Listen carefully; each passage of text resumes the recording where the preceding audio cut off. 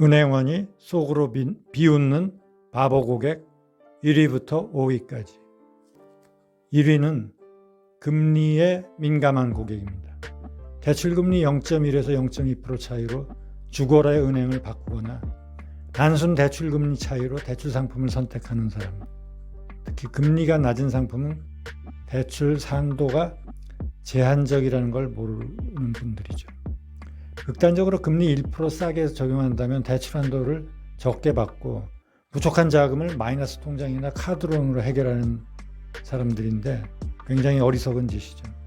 2위, 금리 좀 높다고 저축은행에 예금하는 고객. 여유 자금이 있다면 은행에 예금하려다가 저축은행 금리, 특판금리 뭐 좀 높다고 저축은행에 예치하면서 5천만 원씩 또 분산 예치하시는 분. 예금자 보호 한도가 5천만 원이라는 것은 아시지만 그 다음을 모르는 분들이죠. 3위, 은행 직원에게 좋은 대출 상품 추천해달라고 하는 사람. 이건 부동산 전문가 유튜버에게 어느 동네 찍어달라고 하거나 주식 전문가에게 종목 찍어달라고 하는 것과 거의 비슷한 수준이죠. 4위, 은행 직원에게 가계대출 2천조 넘었는데 은행 망하지 않냐고 걱정하는 사람. 5위, 은행 가서 돈 자랑하시는 분. 이상 은행 직원이 속으로 비웃는 바보 고객 1위부터 5위까지 알아봤습니다. 이유가 궁금하시다면 좀 말씀드리죠.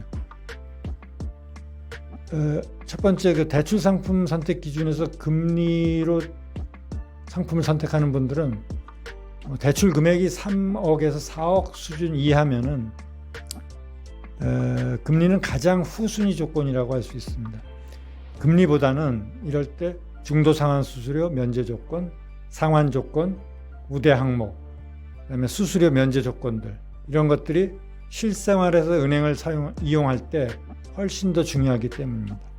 금리 1에서 2% 차이는 별거 아니라고 말씀드려야 될 것 같습니다.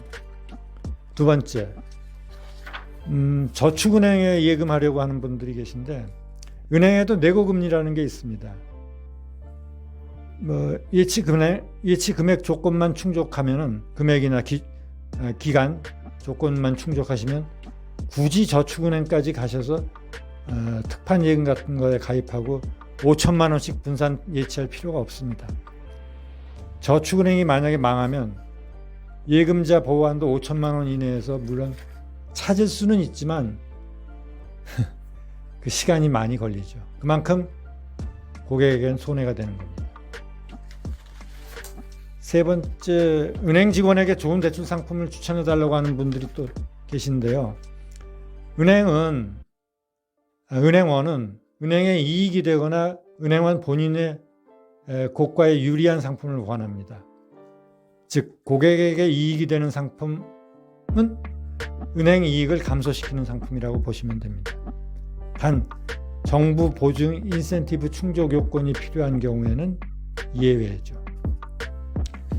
네 번째,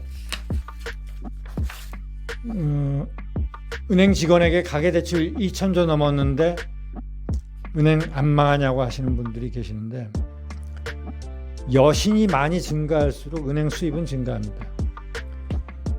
그 고객의 이자 수입이 은행원의 역대 연봉을 가능하게 한다고 보시면 됩니다. 다섯 번째는 생략하겠습니다.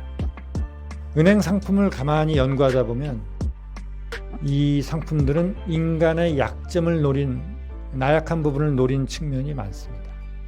사람은 한 곳에 꽂히기 쉬운데 이게 인간의 약점이고요. 은행의 금리가 바로 그런 작용을 합니다. 금리 높고 낮음에 꽂혀서 다른 면을 못 보는 그런 분들, 대출 한도를 부족하게 받거나 뭐 다른 상환을 할 때 큰 피해를 보시는 분들이 그런 케이스입니다. 이런 분들은 코인 투자, 주식 투자 절대 하지 않는 게 좋습니다. 요즘 유행하는 네이버 인터넷에 나오는 사진을 하나 보고 가시죠.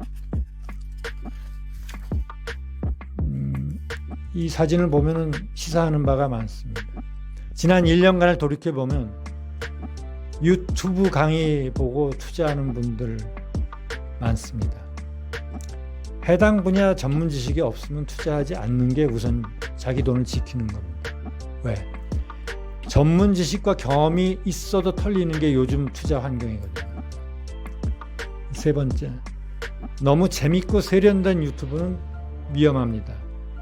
세상에 재미도 있고 돈도 버는 그런 건 없거든요. 네 번째, 구독과 좋아요를 강요하는 유튜브도 그 목적이 돈이 목적이라는 걸 아셔야 합니다. 다섯 번째, 이상 말씀드린 것들은 제가 유튜브 제작하면서 깨닫게 된 사실입니다. 감사합니다.